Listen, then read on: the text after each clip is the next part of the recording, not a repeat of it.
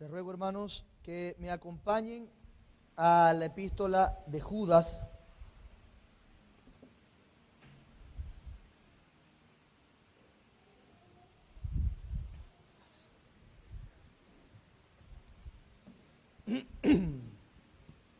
Judas, el único capítulo que tiene.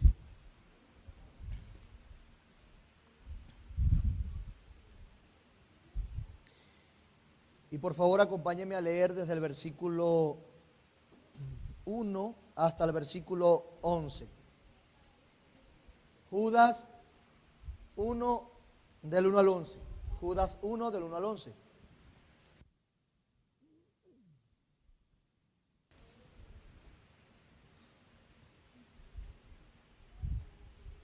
Dice así la palabra de Dios.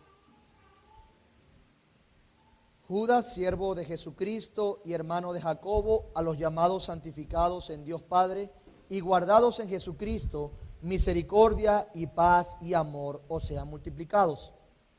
Amados, por la gran solicitud que tenía de escribiros acerca de nuestra común salvación, me ha sido necesario escribiros, exhortándoos que contendáis ardientemente por la fe que ha sido una vez dada a los santos.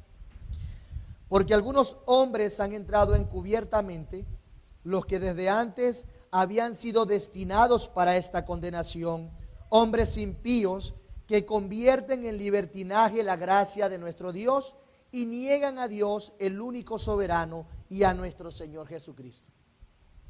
Mas quiero recordaros, ya que una vez lo habéis sabido, que el Señor, habiendo salvado al pueblo sacándolo de Egipto, después destruyó a los que no creyeron. Y a los ángeles que no guardaron su dignidad, sino que abandonaron su propia morada, los ha guardado bajo oscuridad en prisiones eternas para el juicio del gran día. Como Sodoma y Gomorra y las ciudades vecinas, las cuales de la misma manera que aquellos, habiendo fornicado e ido en pos de vicios contra naturaleza, fueron puestas por ejemplo, sufriendo el castigo del fuego eterno. No obstante, y de aquí es donde vamos a aprender hoy, de la misma manera, también estos soñadores mancillan la carne, rechazan la autoridad y blasfeman de las potestades superiores. Pero cuando el arcángel Miguel contendía con el diablo, disputando con él por el cuerpo de Moisés, no se atrevió a proferir juicio de maldición contra él, sino que dijo: el Señor te reprenda. Pero estos blasfeman de cuantas cosas no conocen, y en las que por naturaleza conocen, se corrompen como animales irracionales. Ay de ellos, porque han seguido el camino de Caín y se lanzaron por lucro en el error de Balaán y perecieron en la contradicción de Coré. Oremos. Padre bueno, queremos una vez más, con reverencia y creyendo por medio de la fe y por tus promesas y por tu palabra, que habitas en medio de tu pueblo cuando está reunido en tu nombre, queremos rogarte reverencia, queremos rogarte pasión y amor por tu palabra. Que las circunstancias exteriores no nos afecten de manera que nuestra mente divague, sino que estemos aquí, Señor, creyendo que te hay y que eres galardonador de los que te buscan. Acompáñanos a deleitarnos en tu palabra mientras somos exhortados, animados e informados, Señor.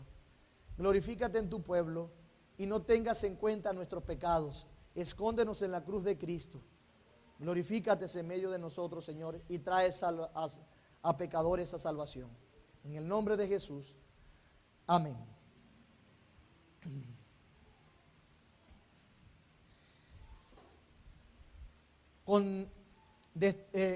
Contendamos por la fe. Contendamos por la fe. Así se ha llamado la serie, hemos titulado la serie de esta epístola. Contendamos por la fe.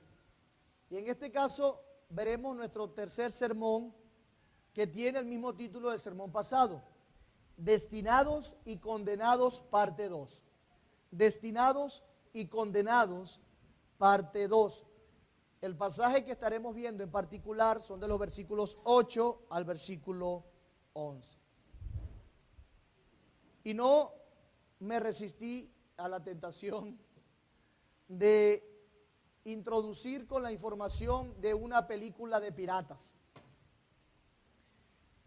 En una de las películas de pirata que es muy conocida, había una maldición en un barco. Y esa maldición consistía en que ellos iban a perder los sentidos y se iban a convertir en cadáveres vivientes. No podían morir ni podían tampoco disfrutar las virtudes de la vida y de los sentidos. Y a pesar del gran deseo insaciable de su avaricia que había en el corazón de estos piratas, ellos trataron de reunir todo lo que implicaba salir de esa maldición. Y hasta la última moneda debían conseguir y la sangre de un hombre para salir de esa maldición. Pero había otro pirata que andaba con ellos, que ese pirata no había sido maldito por aquella maldición de aquel barco y de aquel tesoro. Sin embargo, los dos se encontraron justamente cuando ya tenían todo para salir de la maldición, y sabiendo este pirata que no había sido maldito por la maldición, lo que implicaba esa maldición, y habiendo visto las consecuencias, él termina diciendo en ese momento cumbre: no me resistí, porque vio oro y como buen pirata se robó una moneda. Y lo que pasó es que también fue cautivo de esa maldición. Él, habiendo visto lo que esa maldición y la consecuencia de la avaricia había traído en los otros piratas y en aquel barco, no se resistió. Robó o agarró de ese tesoro y entonces también fue reo de aquellas consecuencias.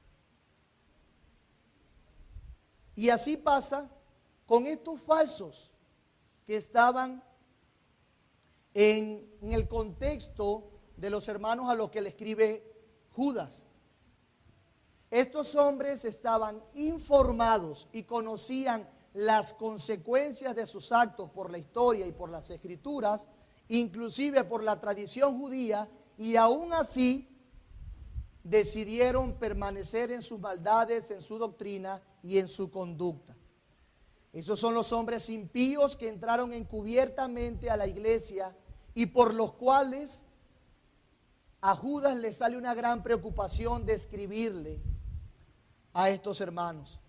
Ellos sabían, ellos se habían informado de alguna manera, pero superficialmente lo ignoraron y se dieron a sus placeres, a su falsa enseñanza, a su falsa doctrina. Como vimos en el primer sermón, había una preocupación de Judas, y que eran estos hombres perversos que estaban atentando contra la estabilidad y santidad de la iglesia. Y por eso llama a estos hermanos a contender ardientemente,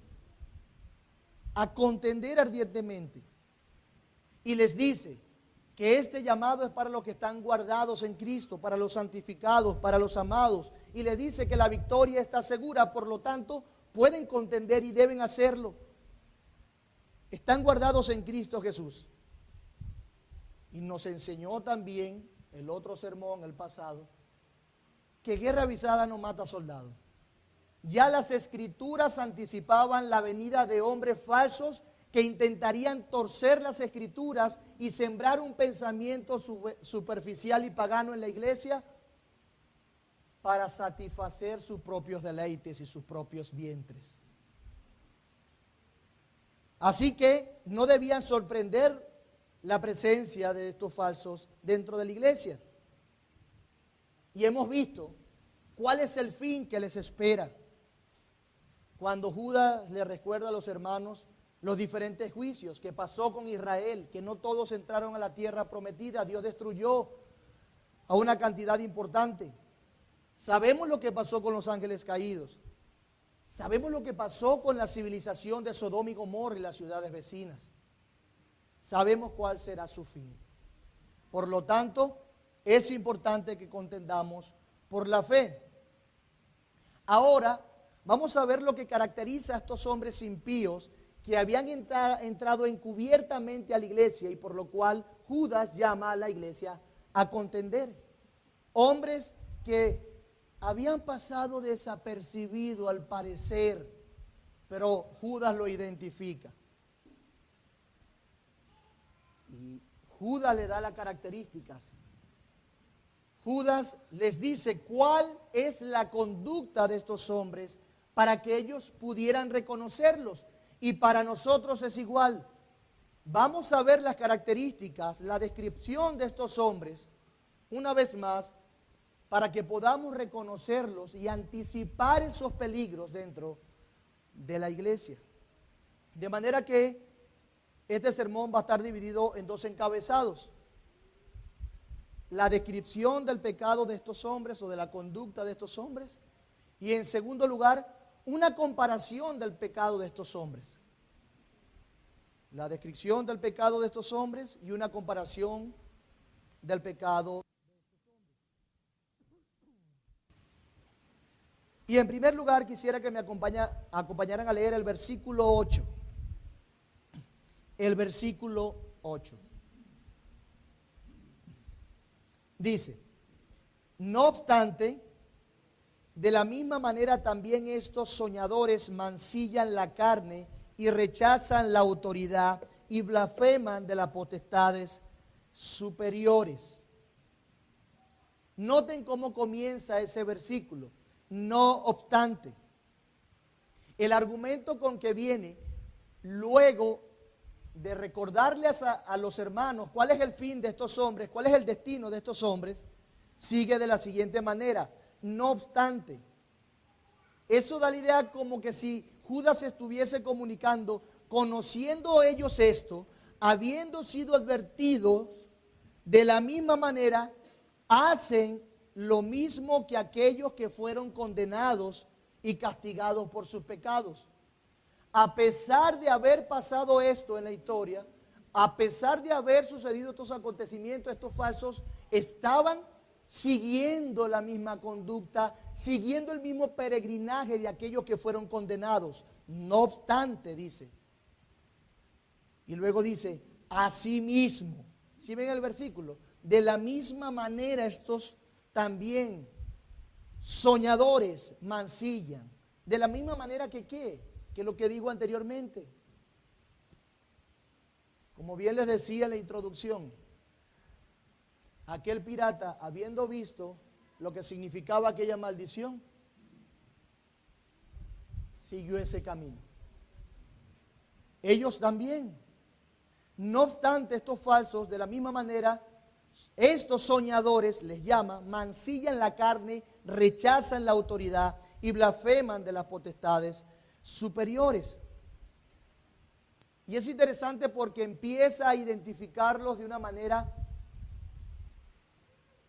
que es importante exaltar. Les dice soñadores. Soñadores. Literalmente que se guiaban por su estado confuso del alma. Eso es lo que significa que eran soñadores. Que eran llevados por una imaginación anormal. Que eran dirigidos por fantasías antojadizas que son ajenas a la verdad. Eran soñadores. En vez de ser guiados por la objetividad y la verdad, ellos se daban al pensamiento y a la reflexión mientras estaban despiertos y también mientras dormían. Pero el término evoca la idea de que eran soñadores, como que veían visiones y pensaban de manera fantasiosa y antojadizas, cosas ajenas a la verdad. Por eso es que se le dicen que eran soñadores. Lo que dominaba el pensamiento de estos hombres y lo que justificaba su conducta eran sus pensamientos extraordinarios y sueños de cómo eran o cómo ellos quisieran que fueran las cosas. Eso es lo que dominaba el pensamiento de estos hombres. Pareciese entonces que el fundamento para lo que decían, para lo que promovían, para lo que creían, no era solamente una tradición judía. Ellos no solo tergiversaban las escrituras conocidas en su momento, sino que estos hombres pretendían añadir como palabra y voluntad de Dios o como una regla lo que decían soñar o interpretar de la realidad. Ellos se ponían en el mismo nivel o estaban intentando ponerse en el mismo nivel de la revelación que ya había y de la información que daban los apóstoles. Esto da la idea de que el pensamiento, ese pensamiento que podemos llamar como sueño, dominaba el andar de estas personas. Y por lo tanto, por cuanto los dominaba, entonces lo que con más fuerza justificaba sus ideas y actitudes eran sus sueños, sus pensamientos fabulosos. No porque sean buenos, sino porque eran de fábulas como tal. Ellos se basaban en un enfoque místico, intuitivo, subjetivo, interno y emocional de la verdad, lo cual, debemos decir, inclusive en su momento no era del todo nuevo. Era algo ya muy viejo. Recuerden esto. ¿Qué fue lo que pasó en el Edén? Satanás cuestionó a Dios y las palabras que Dios habló y convenció a Adán y a Eva de rechazarlas y creer una mentira. Y le trajo, los mareó, los envolvió y según su manera de ver las cosas se lo inculcó a Adán y Eva y ellos pecaron, lejos y fuera de la verdad, rechazando la verdad que Dios le había dado en sus manos, la verdad objetiva. Y esto también indica algo de ellos. Esto indica que su virtud no era la diligencia, no era el orden, sino que eran personas más ociosas, donde las pasiones, con sus falsedades, lo que ellos creían, se iban gestando y desarrollando. En ese misticismo y en esa filosofía de pensamiento, estos soñadores gestaban y desarrollaban su mala conducta, sus maldades y sus pecados. No es algo que se quedaba en su pensamiento, sino que no podían evitar vivir como tal. Una vez más, como diría alguien, nosotros somos lo que pensamos. Ellos eran lo que pensaban. Eran producto de sus pasiones. Pero insisto, no solamente desde Edén se va viendo esta idea promovida por Satanás, sino que también en el tiempo, luego que Dios da su revelación, luego que Dios da su palabra, luego que da el antiguo pacto, todavía en esa condición y aprovechándose de que todavía existían los dones extraordinarios en la época, había soñadores y visionarios que intentaban dirigir y gobernar sobre el pueblo, pero que efectivamente hablaban desde sus vísceras, no hablaban desde la revelación de la palabra de Dios. De hecho, Jeremías nos presenta esto. Miren lo que dice Jeremías 23, del 9 en adelante. Si quiere lo busque en su Biblia. Jeremías 23, 9.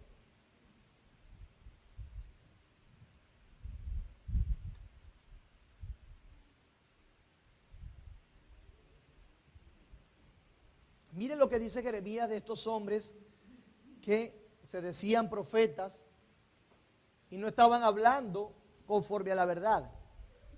Él dice, Jeremías 23, 9, a causa de los profetas, mi corazón está quebrantado dentro de mí, todos mis huesos tiemblan, estoy como un ebrio y como un hombre a quien dominó el vino delante de Jehová y delante de sus santas palabras.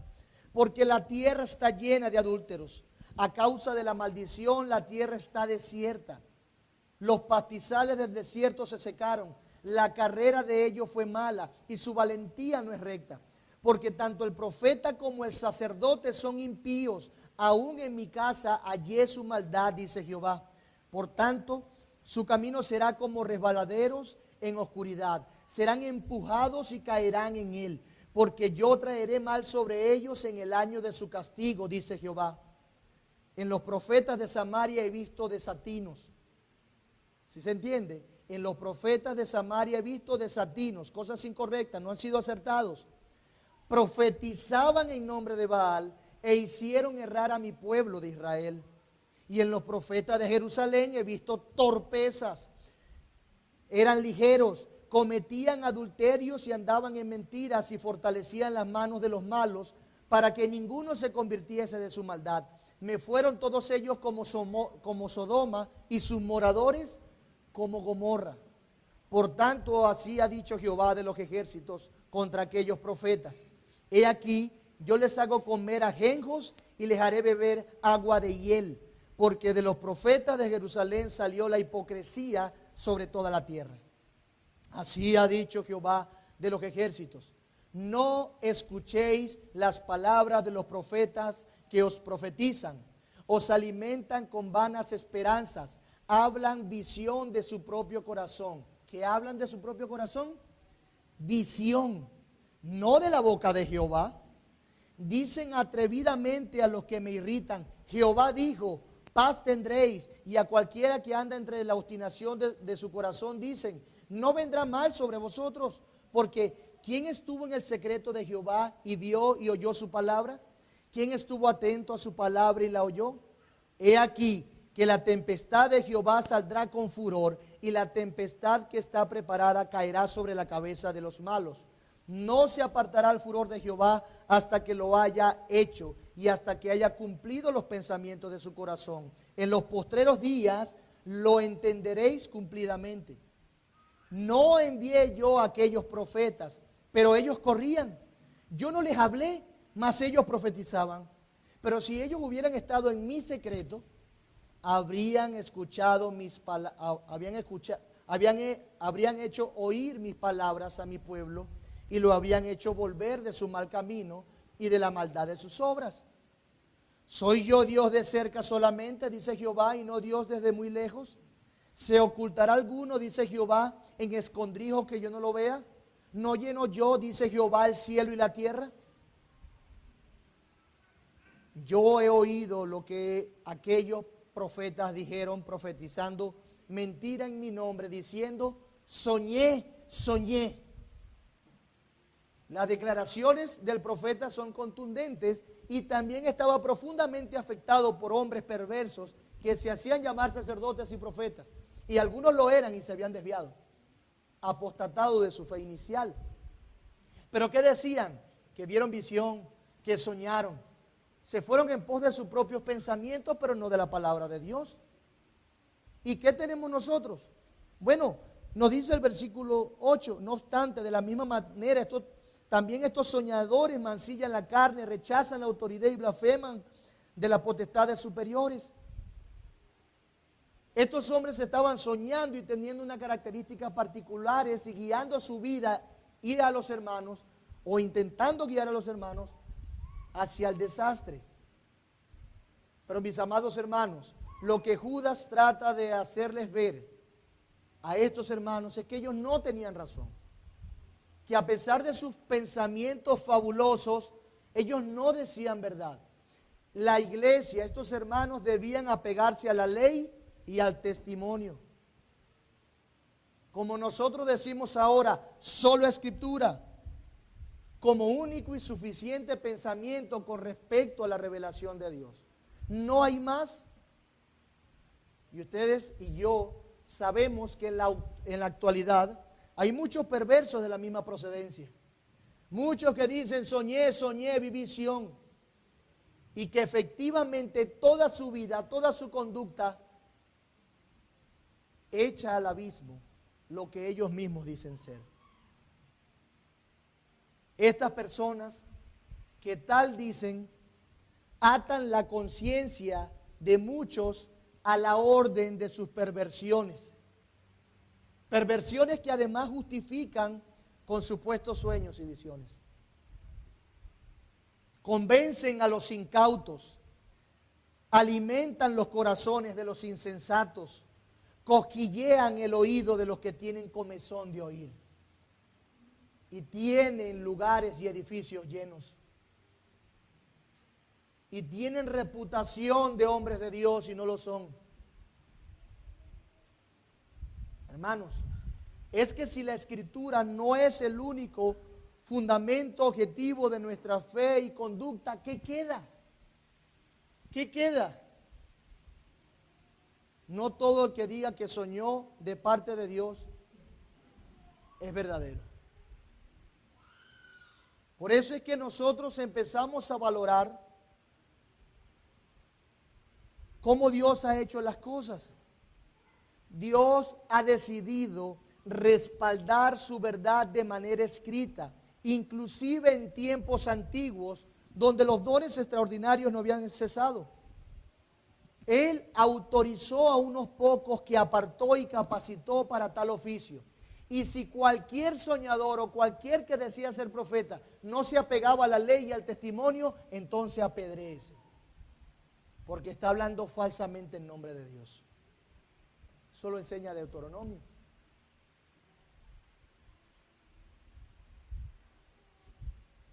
Hermanos, no hay ni uno en la actualidad que tenga la capacidad de seguir escuchando la voz de Dios fuera de las Escrituras. Dentro de las Escrituras, todo lo revelado por Dios. Fuera de eso, es peligrosísimo. Dice Jeremías 29:7 también: y procurad la paz de la ciudad a la cual os hice transportar, y rogad por ella a Jehová, porque en su paz tendréis vosotros paz. Porque así ha dicho Jehová de los ejércitos, Dios de Israel: no os engañen vuestros profetas que están entre vosotros, ni vuestros adivinos, ni atendáis a los sueños que ellos soñáis, o que ellos sueñan. Jeremías 29:9. Históricamente había muchos así. O sea que la cosa no es nueva de lo que estamos viendo ahora mismo. Imagínense la escena por un momento. 3 de la misma iglesia se levantan soñando y viendo visiones y dándose a interpretaciones fabulosas sin respetar reglas hermenéuticas y el sentido común al acercarse a las Escrituras. Y empiezan a interpretar según su imaginación y emociones la palabra de Dios, y todos en la misma iglesia declaran cosas diferentes. ¿Qué es eso? ¿Acaso Dios no es un Dios de orden? ¿Quién tiene la razón entre esos hombres entonces que están diciéndome 3 cosas diferentes del mismo pasaje? O que a través de sus pensamientos y sueños están diciéndome 3 cosas diferentes. ¿Quién? Y no es simplemente una idea o un ejemplo, es anécdota. Es anécdota. Tuve la oportunidad de conversar con un hermano en la fe, que en una iglesia, espero que todavía lo sea iglesia, su hermana enfermó, su hermana menor, y uno de los hombres le profetiza.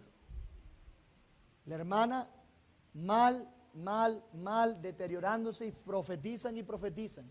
Y una de esas profecías supuestas era que Dios iba a usar eso para hacer un gran cambio y traer gloria a su nombre y hacer cosas poderosas a través de ella, sanándola. La familia, naturalmente, si está en dolor y le dicen eso, cobran esperanza, se alegran.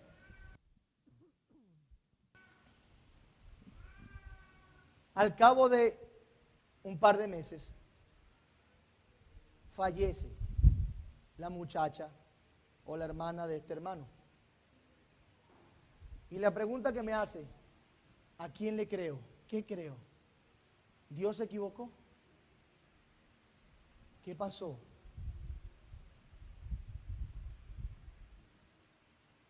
Y es terrible.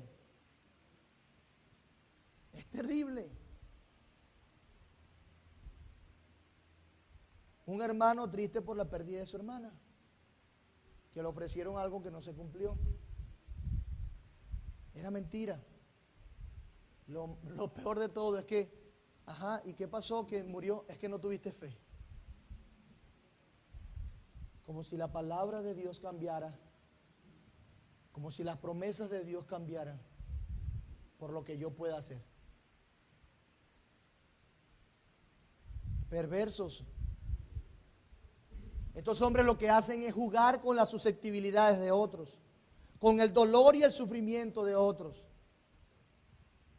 Pero también ellos juegan con la avaricia y desórdenes de otros. Otros que quieren escuchar lo que quieren escuchar. Otros que sin estudiar la Biblia quieren ser escuchados y ganar poder e influencia. Y entonces empieza a decir, dale a Dios esto que Dios te responderá. Y es lo que quieren escuchar, que tendrán fama, que tendrán poder, que tendrán mucho dinero si hacen eso o esto para Dios. De manera que no solamente hay víctimas, sino también culpables. También hay cómplices en todo esto.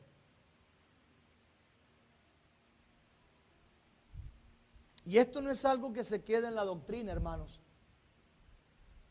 No solo nutren su doctrina con este tipo de pensamientos y sueños, sino que aquello que sueñan, como les dije, termina justificando sus acciones. Su falsa enseñanza produce lo siguiente.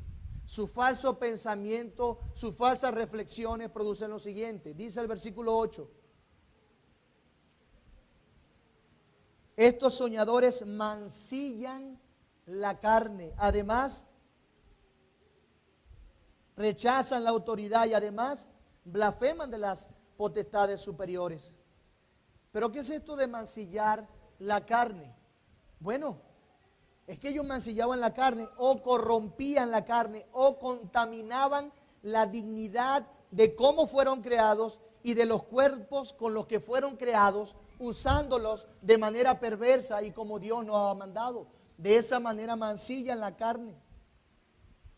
Ellos ensucian, tergiversan el diseño de Dios en ellos, se dan a sus sensualidades. Cuando en la Biblia aparece mancillar la carne y están juntas, se refiere por lo general a inmoralidades sexuales.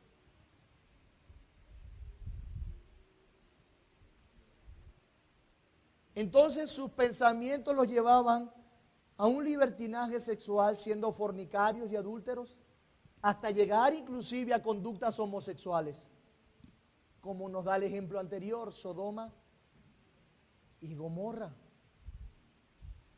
Comentarista Barclay lo dice de la siguiente manera: les hacía contaminar la carne esos sueños, esos pensamientos. Ya hemos visto la doble dirección de su enseñanza sobre la carne. Primero, la carne era totalmente mala, es lo que creían ellos, y por tanto no tenía ninguna importancia. Así es que los instintos del cuerpo se podían satisfacer sin ningún control. Segundo, la gracia de Dios lo perdonaba todo. Y por tanto, el pecado no importaba, puesto que la gracia perdonaba todos los pecados. El pecado no era más que un medio para que la gracia tuviera oportunidad de obrar. Eso lo comenta acerca de este pasaje este comentarista.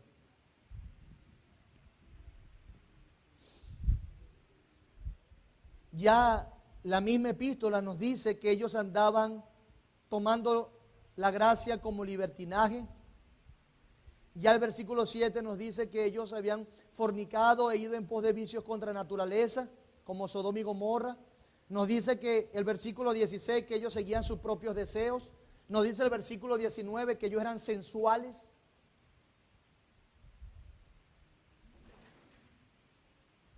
Eran hombres que no podían mantener esa imagen de santurrones porque se les notaba lo que realmente eran. Y hermanos, ¿cuántos no han caído en esto? Pasó en los tiempos de Judas, pero también pasa en nuestros tiempos. De hecho, esa anticipación de que vendrían hombres malos también sigue viéndose ahora, nos anticipa a nosotros. ¿Cuántos no han caído en situaciones inmorales como estas?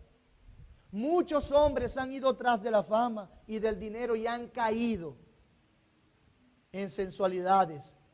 Hermanos, especialmente a lo que enseñamos, Dios nos libre de esto. Y por eso debo recordar de antemano que Dios nos ha dado medios de gracia para estar firmes en Él. Y no debemos soltarlos nunca, nunca.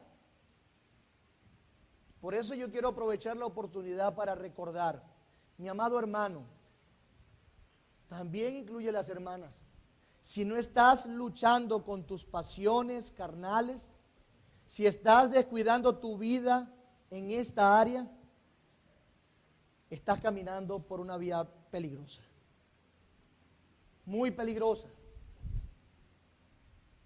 Estás siguiendo el mismo patrón de sensualidad que te conducirá a la apostasía, a separarte de Dios como a estos hombres. Por eso, mi amado hermano, mi amada hermana, ¿estás tú guardando tu corazón de no gestar cosas que no deben gestar? ¿Estás guardando tus ojos de cosas que no debes ver? ¿Estás guardando tus oídos de cosas que no debes escuchar? Es peligroso el fin de ellos, ya lo hemos visto y lo va a repetir una y otra vez. Peligroso. Dios es juez justo y Él es digno de nuestra santidad. Antes de ser aquellos detractores que actúan en contra de la santidad y estabilidad de la iglesia, debemos ser aquellos que contienden, que están firmes, que procuran la piedad y la santidad de la iglesia. Pero esto no solamente mancilla en la carne, que de hecho,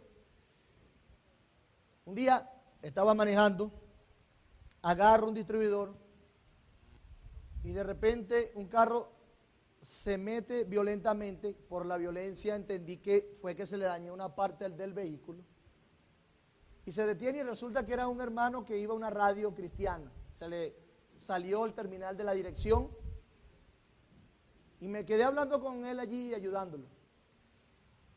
Y él estaba indignado porque en una conferencia que le habían invitado en otro país, estaban con el movimiento de patriarcas. No le basta ser pastores, sino ahora son patriarcas y cosas extrañas. Y por cuanto a él era considerado en esa conferencia que citó a miles de personas, él era considerado patriarca. Y luego de eso le ofrecen, ¿qué quieres? Tienes esto, tienes lo otro. Además, están algunas de estas hermanas. ¿Cuál quieres? En una conferencia supuestamente evangélica. Él se indigna. ¿Por qué? Es que tú eres un patriarca y bíblicamente eso está bien. ¿Hasta dónde llevan sus pensamientos y su acercamiento a la palabra de Dios? Mancillan la carne y lo promueven.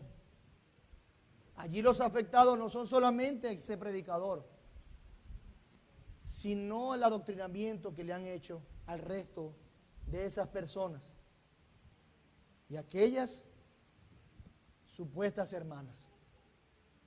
Mancillan la carne. Esa anécdota no es un cuento en el aire. Y así mucho más pasa si nos detenemos a ver algunos círculos. Pero estos también rechazan y desprecian la autoridad. Rechazan y desprecian la autoridad. Dice el versículo 8, estos soñadores mancillan la carne, rechazan la autoridad, la desprecian. Es decir, a ellos los caracteriza una actitud rebelde y anárquica. Su orgullo y su arrogancia lo lleva a ello. El mismo pueblo de Israel en su momento rechazó la autoridad de Dios cuando una y otra vez estaban en desacuerdo al trato de Dios que le estaba haciendo.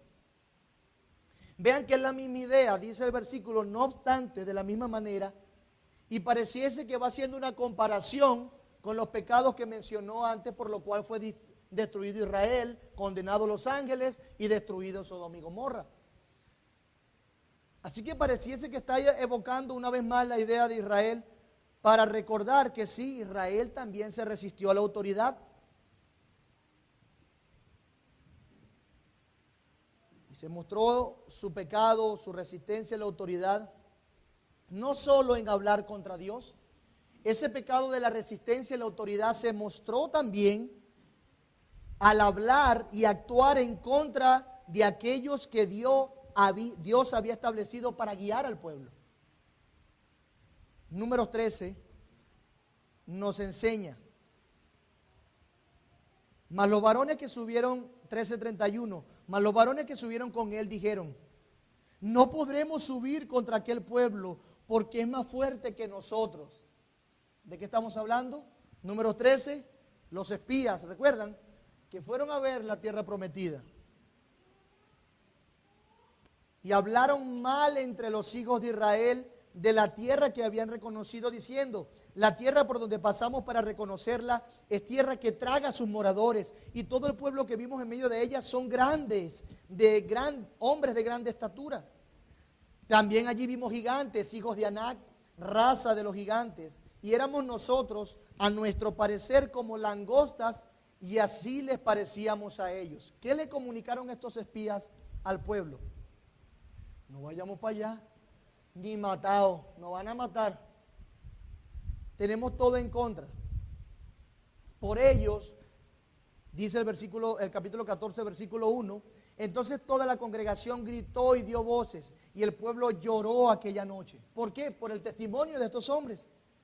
Y se quejaron contra Moisés y contra Aarón todos los hijos de Israel, y les dijo toda la multitud: ojalá muriéramos en la tierra de Egipto o en este desierto, ojalá muriéramos. ¿Y por qué nos trae Jehová a esta tierra para caer a espada y que nuestras mujeres y nuestros niños sean por presa?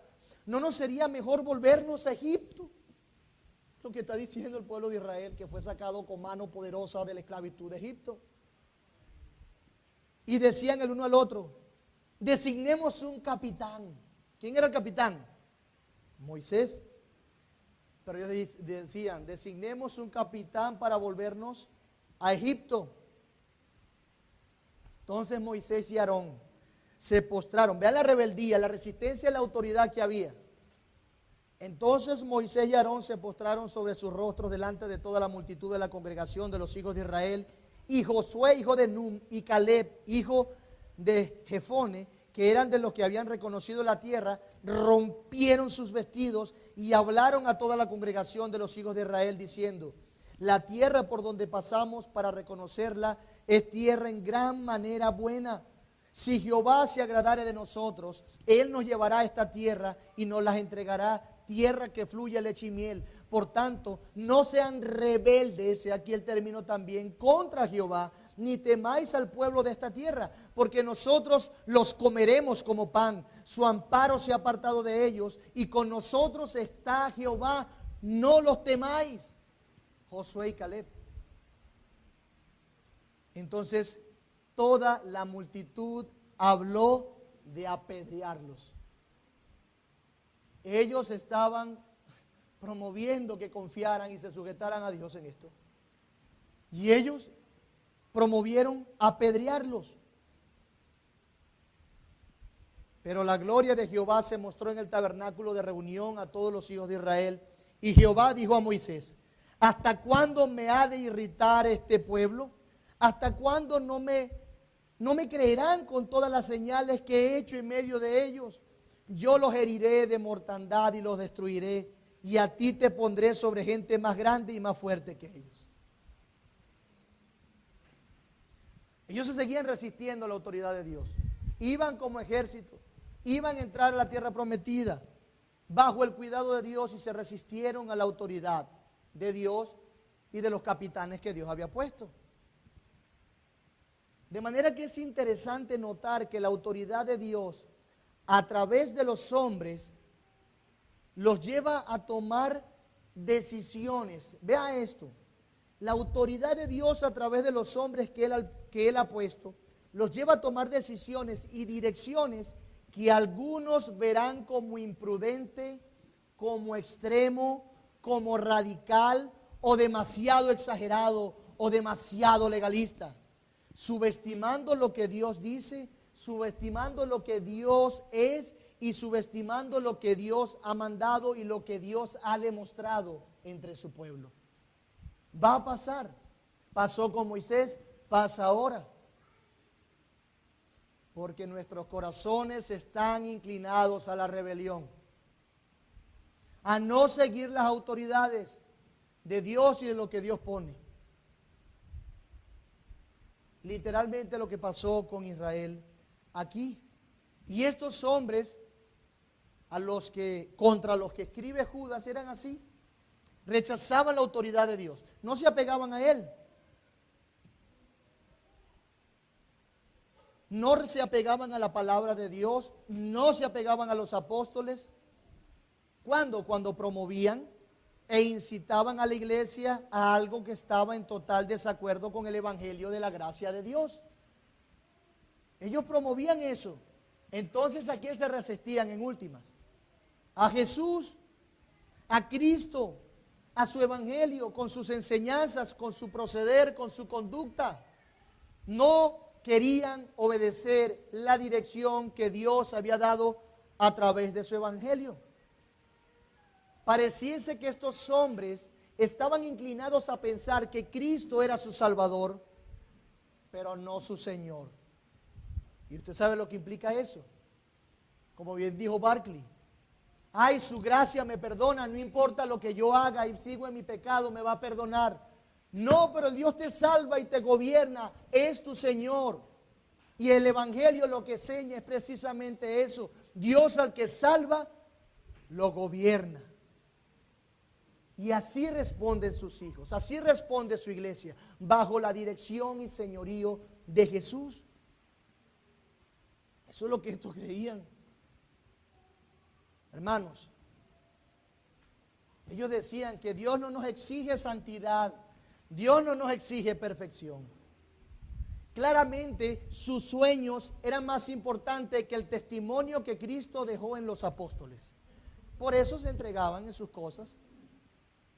Y esto de manera natural los llevaba a rebelarse contra aquellos que efectivamente sí eran delegados por Dios.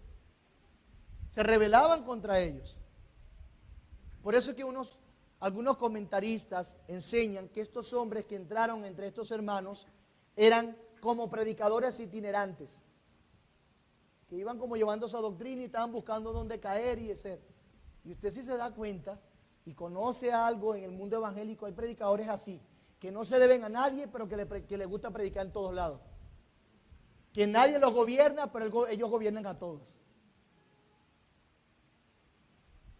Cuidado con ellos. Cuidado que un pensamiento de esos esté gestándose entre la iglesia.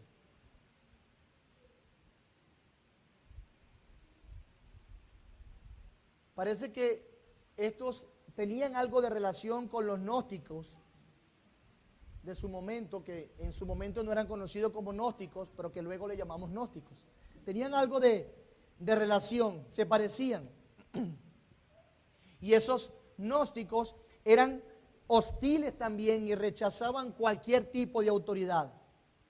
Mira lo que dice 2 de Pedro 2:10, un texto que es paralelo a este. Y mayormente aquellos que siguiendo la carne andan en concupiscencia y en inmundicia y desprecian el señorío o desprecian el gobierno, la autoridad. Hermanos, un falso creyente desprecia la autoridad de las Escrituras y un falso creyente desprecia la autoridad que las Escrituras proponen. Hay que cuidarse. Por lo tanto, si nosotros vemos un cristiano que no se somete a las autoridades que Dios ha establecido, que las rechaza, está manifestando una conducta de un apóstata. de un apóstata. No estoy diciendo que si un cristiano peca, ya es apóstata, no. Lo que estoy diciendo es que están manifestando una conducta apóstata. Eso es lo que hacen los falsos. La sumisión, escuche bien, es una característica del cristiano. La insubordinación es una característica de los falsos maestros. Necesitamos evaluarnos y pensar en nosotros también. Pero no solamente ellos también blasfeman de las potestades superiores. No solamente son soñadores, con lo cual fundamentan su inmoralidad, mancillando la carne. No solamente se resisten y rebelan contra las autoridades, sino que también blasfeman de las autoridades superiores. Lea el versículo 8. Dice, al final, y blasfeman de las potestades superiores. ¿Qué significa blasfemar en este contexto? Algo tan sencillo como decir mal, injuriar, calumniar.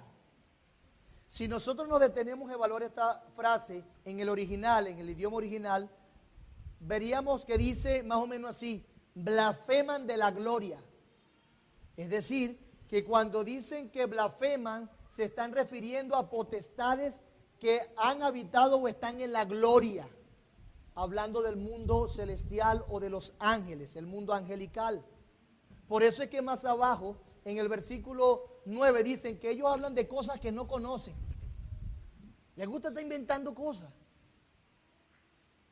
Y esto de blasfemar de las potestades superiores, pudiese tener dos sentidos. Uno de ellos es que habla de más de las huestes celestiales, o inventando cosas, o rechazando o menospreciando las huestes celestiales, o creyéndose más poderosos que ellas, que los ángeles y los arcángeles. Hablando entonces de los ángeles que sirven a Dios.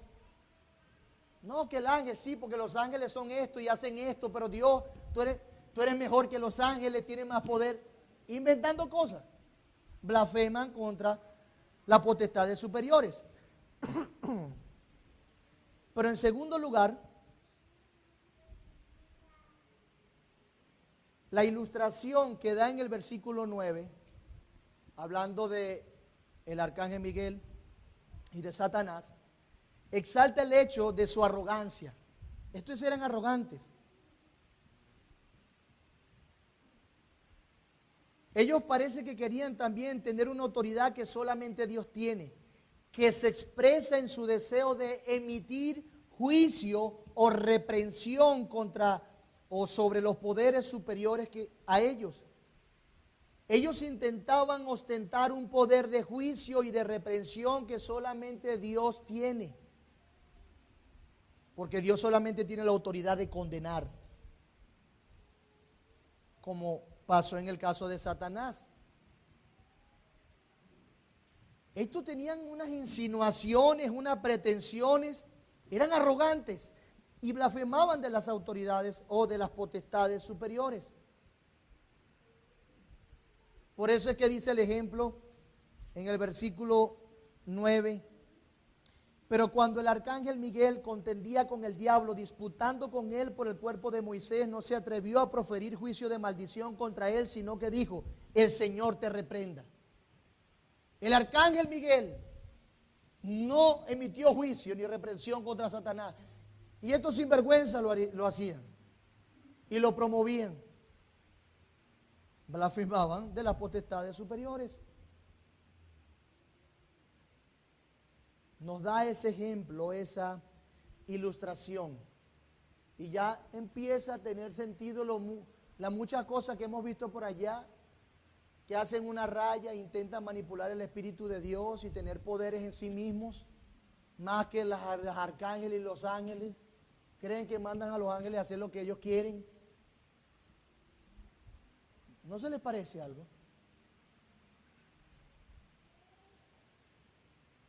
Pero sé que es importante explicar esto de cómo esto que Satanás estaba disputando por el cuerpo de Moisés. Y yo sé que tienen toda esta serie esperando nada más esta parte. Ahora sí viene lo que me importa. Sí. Pero no voy a hacer tanto énfasis, simplemente voy a explicar para las personas más sencillas que no tienen relación o no están tan identificados con los términos. Miguel es conocido como uno de los ángeles de mayor liderazgo o prominencia en las huestes celestiales de Dios. Aparece en Daniel con esas características y aparece también en Apocalipsis. Pero esta ilustración debemos decir que no se encuentra en ninguna otra parte de la Biblia, pero sí se encuentra en la literatura judía que no era inspirada, conocido como libros apócrifos, libros no inspirados, no canónicos, libros apócrifos. Y entre esos libros de la literatura judía se encuentra un libro que se llama el Testamento de Moisés o la Asunción de Moisés, donde está el relato que Judas cita aquí. Vemos la implicación y el contexto judío entonces que tenía Judas y que efectivamente le escribe a cristianos judíos, porque lo conocían. Parte de esta asunción de Moisés, el final de ese libro se perdió y a través de los manuscritos más antiguos los teólogos han tratado de reconstruir la parte final, pero lo que sí está completo y se entiende es este relato donde Miguel contiende con Satanás por el cuerpo de Moisés. Para muchos esto a través de la historia fue un escándalo al punto que llegó a ser una de las razones por la cual se dudó de la canonicidad o inspiración de esta epístola. Porque, ¿cómo puede ser que Judas cite un libro apócrifo? Y dudaron algunos. Pero hermanos, debemos tener claro en esto, y es un principio de crítica textual, de hermenéutica, que no tiene que ser un libro inspirado para ser citado por un autor bíblico. Repito, no tiene que ser inspirado un libro para ser citado por un autor bíblico. Porque ¿sabe qué?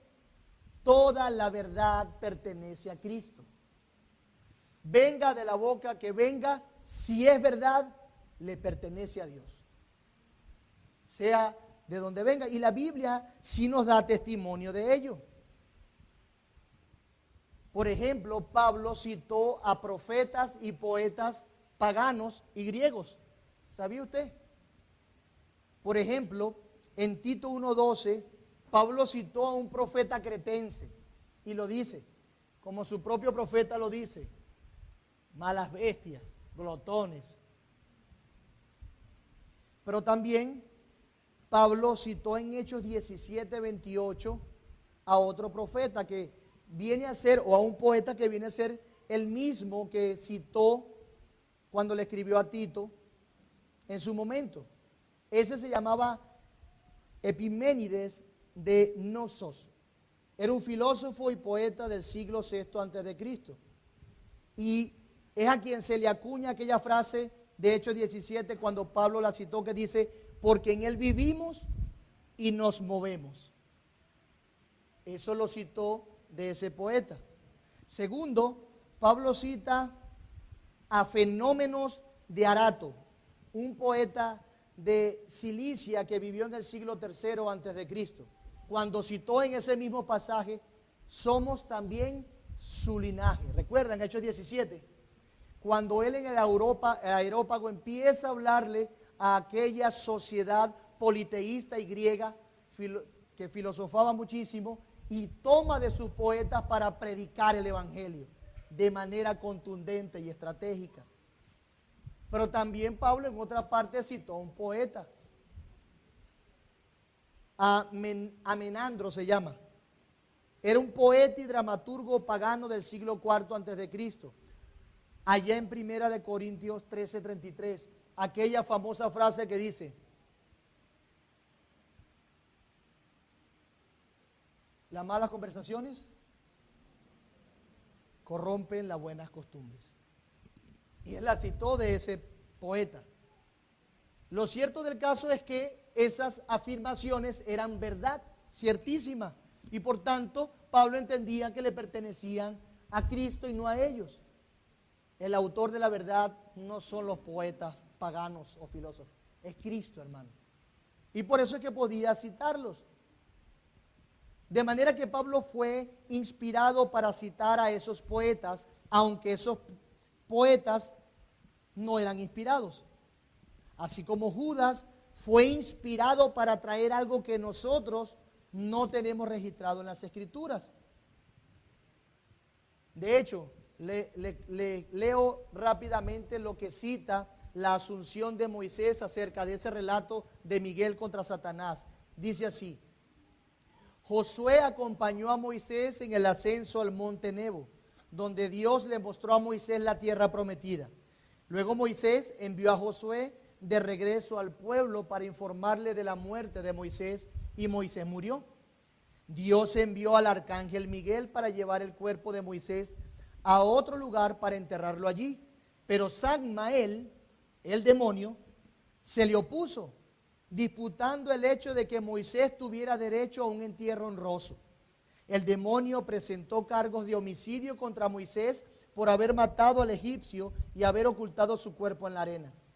Pero esta acusación no era más que una calumnia contra Moisés. Y Miguel, que no toleró tal calumnia, le dijo al diablo: que el Señor te reprenda, diablo. Ante esto, el demonio huyó y Miguel llevó el cuerpo al lugar que Dios había mandado, enterrándolo allí con sus propias manos. Así fue que nadie vio el entierro de Moisés. Eso es lo que cita la asunción de Moisés o el testimonio de Moisés. Así que una vez más, hermanos, el punto es que lo que pasó con el cuerpo de Moisés se usa como un hecho verídico, sencillamente para indicar que alguien con autoridad, que alguien con poder, que alguien con tanta dignidad como lo era el arcángel Miguel, ni siquiera se atrevió a referir juicio de maldición contra Satanás. Ni siquiera él. Y estos hombres sí lo hacían, blasfemando contra las potestades superiores. El arcángel Miguel nunca se extralimitó. Nunca. Aun cuando él ocupaba un puesto más alto que entre los ángeles, Miguel no contendió con Satanás en base a su propia posición. Escuche bien. Miguel no contendió con Satanás en base a su propio poder, sino que dejó al Señor todo poder y juicio ante aquella acusación. El Señor te reprenda. Hermanos, es claro que es incorrecto entonces proferir juicio de maldición o condenar con un insulto a alguien que está en autoridad. Es claro. Y Pablo también lo sabía, si evaluamos el contexto bíblico general. Pablo en Hechos 23 dijo: entonces Pablo, mirando fijamente al concilio, dijo: varones hermanos, yo con toda buena conciencia he vivido delante de Dios hasta el día de hoy. El sumo sacerdote Ananías ordenó entonces a los que estaban junto a él que le golpeasen en la boca. Entonces Pablo le dijo: Dios te golpeará a ti, pared blanqueada. Le dijo Pablo a Ananías: ¿estás tú sentado para juzgarme conforme a la ley y quebrantando la ley me mandas a golpear? Y los que estaban presentes dijeron: al sumo sacerdote de Dios injurias. Pablo dijo: no sabía, hermanos, que era el sumo sacerdote, pues escrito está: no maldecirás a un príncipe de tu pueblo. Y se retractó. A Pablo le pasó. Aún en esas situaciones es mejor quedarnos calladitos y dejar que Dios obre. Pero los falsos maestros blasfeman de cuantas cosas no conocen. Dice el versículo 10: pero estos blasfeman de cuantas cosas no conocen, inventando, diciendo: y en lo que por naturaleza conocen se corrompen como animales irracionales. Comentarista dice acerca de este versículo: lo que entienden por instinto como animales desprovistos de razón es precisamente lo que los destruye a ellos. Andaban como si fuesen unos animales, satisfaciendo solamente lo que sus instintos y pasiones les decían. Se corrompen como animales irracionales. Su conducta era clara y evidente, podían ser reconocidos. Estas personas sin discernimiento alguno, sin discernimiento espiritual, tienen una enorme ignorancia acerca de la realidad y dependen puramente de su instinto. Tratando de resolver alguna pregunta o alguna lectura, inventan cualquier cosa para quedar bien. Como animales. En otras palabras, ellos han descendido al nivel de los animales y en su conducta sexual se dejan guiar por sus instintos. Dice alguien, sin embargo, a diferencia de los animales que siguen simplemente las leyes de la naturaleza, estos impíos son destruidos precisamente por las cosas que no pueden entender. Cuando los hombres viven basándose solo en el instinto, abandonan aún la ley natural y por tal razón perecen.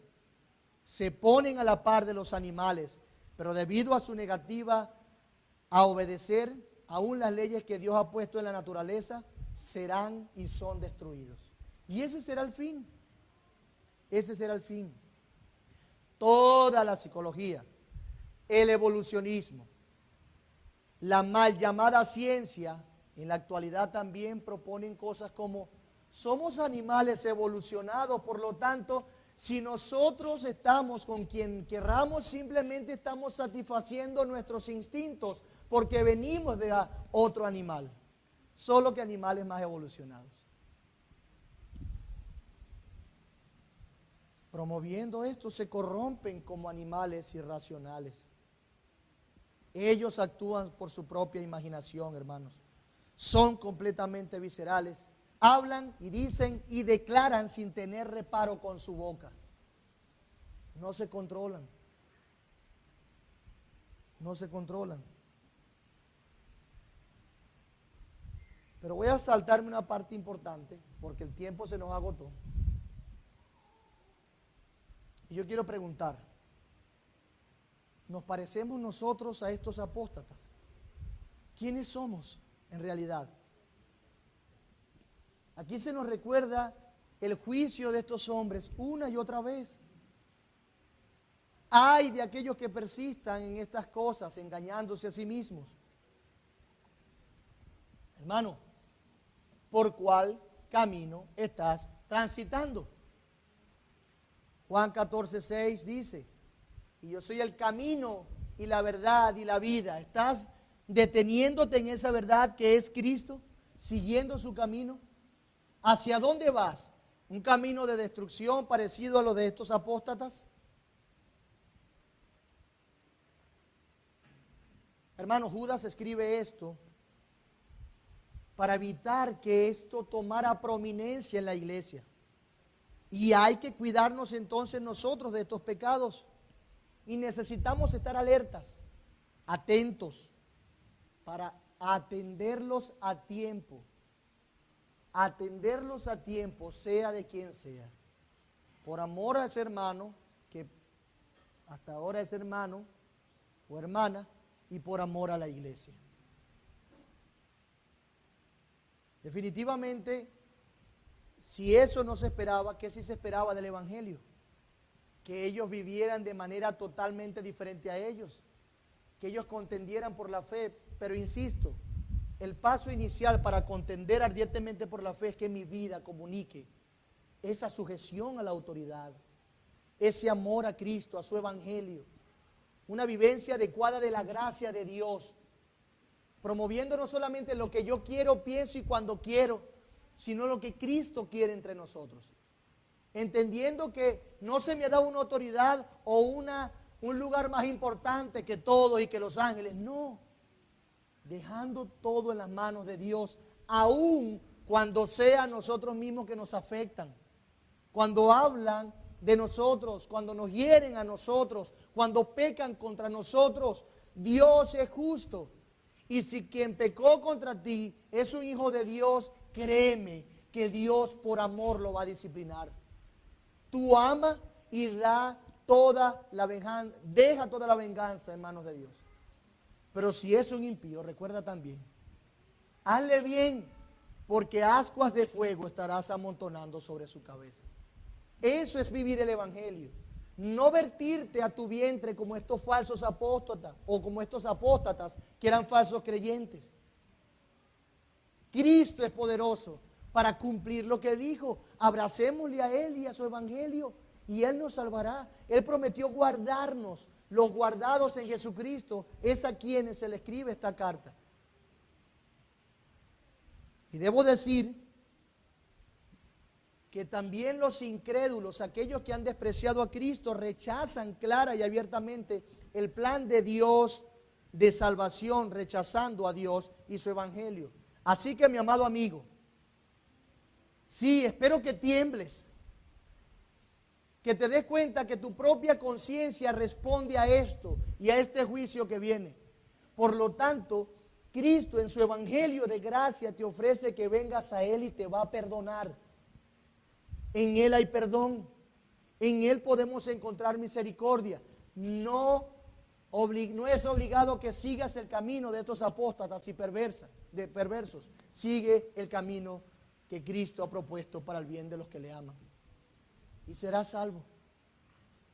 El Señor nos ayude, mis amados hermanos. Y Cristo sea siempre glorificado, porque Él nos anticipó que vendrían estos hombres. Él nos ha dado la victoria y nos preservará hasta el fin. Por eso podemos contender. Oremos. Padre bueno, gracias por tu palabra. Gracias porque en tu providencia pudimos tratar hasta aquí. Glorifícate entre nosotros y no tomes en cuenta nuestros pecados. Ayúdanos a arrepentirnos, a llorar, a gemir, a apartarnos de nuestras maldades y luchar eficazmente. Tú eres real, Señor, y tú eres quien tiene toda autoridad.